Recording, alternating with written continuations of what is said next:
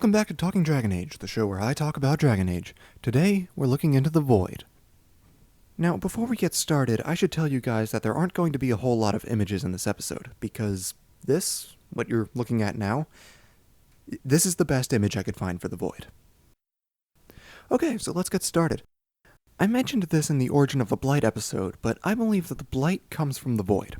Now, information on the Void is very scarce, but I did some digging and found that a few Thedosian scholars have already looked into this, although I'm not sure that's entirely a good thing.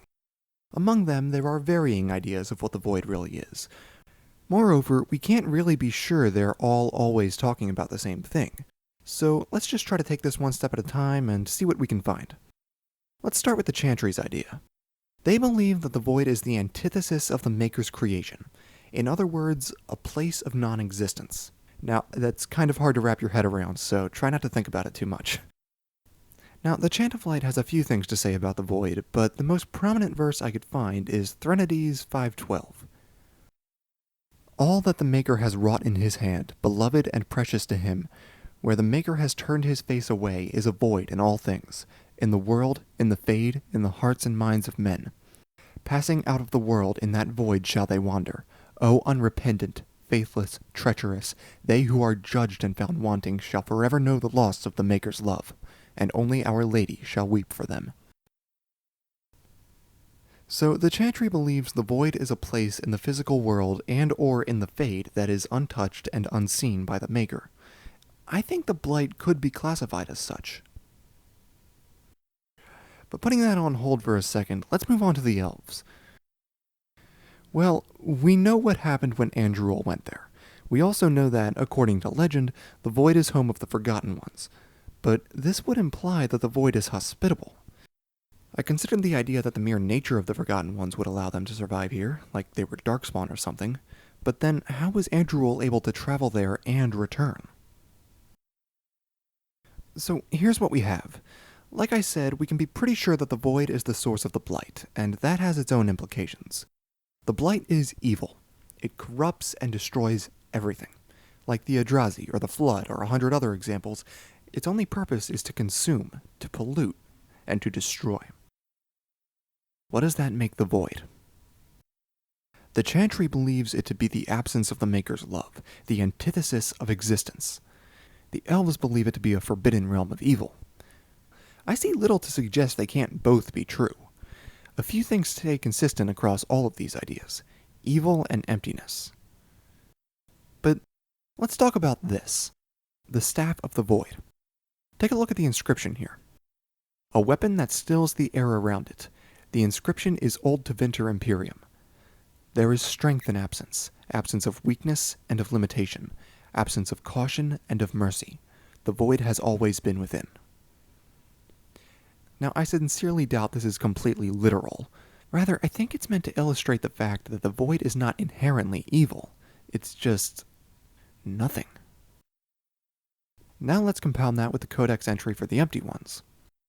The Empty Ones grew to believe that the Blight was the tool by which the Maker would end all of creation. They preached that it came from the Void, a place of nothing, and that returning to the Void was something to be celebrated, because it meant an end to all pain and all suffering. Now, this belief clearly defeats its own purpose, but the point is that they were seeking salvation through destruction. So, some sources claim the Void is a place of pure evil, while others suggest it's neither good or bad. This is completely unhelpful. Regardless, knowing its nature is not enough, as the questions remain: where is it, how do you reach it, and how can anything survive there? Well, based on the Chantry's belief, it shouldn't technically be reachable, but we know that it is. To our knowledge, the only living entity that knows how to reach it is Flemeth, as she carries the spirit of Mythal, who stole the knowledge from Andruil. Only she could reveal that information with certainty, although her power was sapped by Solus, and I'm not sure if that includes her knowledge or not. Well, let's just try to make do with what we have. Because we know that the Forgotten Ones dwelled in the Void, I tried looking to them for some answers. But despite my best attempts, nothing useful came up. I think the Void may say more about them than they do about it. So, I will make an episode for them eventually, I promise. But as they relate to the Void, I could not find any significant information. Maybe you guys will have better luck. If you do find something, definitely let me know in the comments. So, moving on, one theory I've heard suggests that the Void actually exists underground, like the Wellspring in the Descent. I'm not sure there's a lot of evidence to support that claim, but given that there is a goddamn sky underground, it doesn't seem impossible. Actually, let's think about that for a minute. Okay, let me pose to you all a question. What would happen if I just jumped in here? Like, off this bridge into the underground sky? Where would I end up? Is there a bottom to this place, or is it just an empty void? What if this is how you get there? I'm not sure how much sense that actually makes, but there's a freaking underground sky, so what do I know? In all seriousness, I'm not sure what to make of this. Perhaps you can reach it by falling down here, or maybe there's a powerful alluvion somewhere that connects to it. Or maybe it requires some sort of ritual to open a portal. Perhaps all of these things are true, or none of them. The fact of the matter is, we don't know. This is pretty much all speculation, and we're unlikely to find out more until the next game. All I can say with relative certainty is that the Blight comes from the Void, and while it is livable to some degree, nothing good has ever come out of it. I really wish I had more answers for you, but this is all I got. So if you guys have any ideas of your own, be sure to leave them in the comments. I would love to read them. So, I guess that's it for now, guys. Thank you so much for watching, and remember, Tala na das.